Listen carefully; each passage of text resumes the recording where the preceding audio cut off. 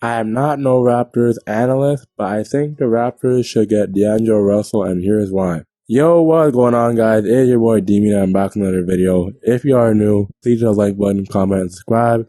So every like and comment is appreciated. And let's get into the video on why the Raptors should get D'Angelo Russell.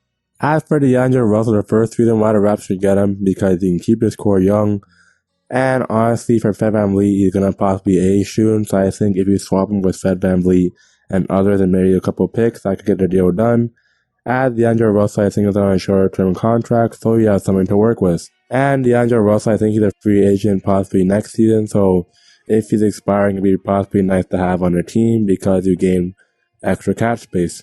But yeah, as for D'Angelo Russell, he's 26 and Vanvleet is 28, so you could possibly have a younger core building around guys like Siakam, Scotty Barnes, and many more, with D'Lo added to the squad. How this trade will possibly need to get done, I think the Timberwolves, they have almost a lot of money accolade between Rudy Gobert and Karl Towns. So honestly, for trading Vanvleet, Malachi Flynn, Kem Birch, and maybe another player of OG or Trent, it possibly gets the deal done, but the Raptors can find a way to finesse this. I'm pretty sure they get it done with either 1 or 2 or 3 picks. Yes, it's costing the Raptors' future, but they want to stay young. This is what they're going to have to do, and building around a younger core. Yes, I know you want to get Shai Gilgeous-Alexander. Yes, I know he's 6'6". He's basically a part of the Raptors right now as what they're looking for. But I think D'Lo could possibly be a good add for a team because he's 6'4". He can play the point guard position, though he's not really active on defense. He can pretty much be active in the corner and basically play lanes if necessary, as he has a fair enough wingspan. So if we're playing alongside Scotty Barnes, Pascal Siakam, Gary Trent Jr., his defensive weakness won't really be a liability.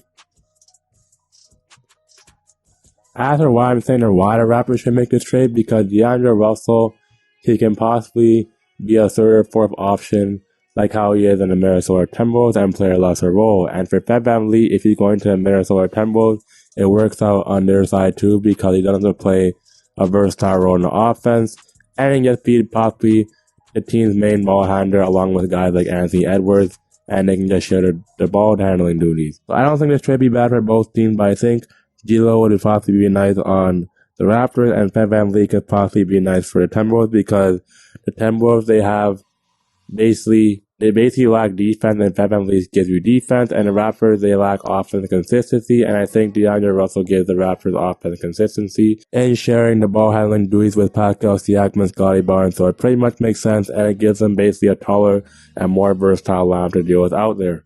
As for how the trade works with both teams, the benefits and why this trade should get done, for the Timberwolves side of things, to get another point guard in Vanvleet, who could possibly be extended, I think, possibly next year, and you still have him for years to come. And you can try him out alongside Rudy Gobert and Towns and just having more of a pick and roll or pick and pop duo for Vanvleet, or even a lob threat as in Rudy Gobert. But I think the trade could work out for the Minnesota Timberwolves because Vanvleet, he still has basically value in his step, and I think Minnesota will be a better time for him playing alongside a player like Anthony Edwards. As for the Raptors side of things, I think it could help the Raptors because they need offensive consistency, and D'Lo, I'm pretty sure he passes the ball to a fair rate, and he passed the ball at 6 assists per game, and I think last season prior to, he passed the ball basically at 7 assists per game, so he passed the ball within a given rate. The only thing that I think D'Angelo Russell gets too much pressure is because he's the only Timberwolves ball handler alongside with Anthony Edwards, and I think if he can be a third or fourth option like how he is on the Timberwolves, though he will be a second option on the Timberwolves right now, I think D'Angelo Russell will get a lesser load and even have more production with the Raptors, so it works out for both sides. But for D'Angelo Russell, I don't think he's a bad player. I think he's a very capable player. I just think he gets too much criticism, and I think he hasn't broke out to when he was in Brooklyn to when he had a team of his own. So I think with the Raptors development, the Raptors staff, and basically the team they're building, I think D'Angelo Russell will fit this mold perfectly. And for what Minnesota is building, I think Vanvleet fits their mold perfectly as well on the other side for Minnesota. And I think the trade basically works out for both teams. I know the Raptors are getting a lot in return, but I think this will balance out in the long run.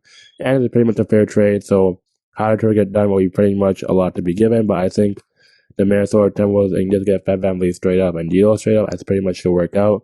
With Malachi Flynn, Kem Birch, and others, and Vanvleet going to Minnesota, I think that'll work with along with picks. But that's all I gotta say on the Raptors should get D'Lo. So if y'all enjoyed the video, hit the like button, comment, subscribe, and it's your boy Demi, and I'm out. Peace. More Raptors content on the way.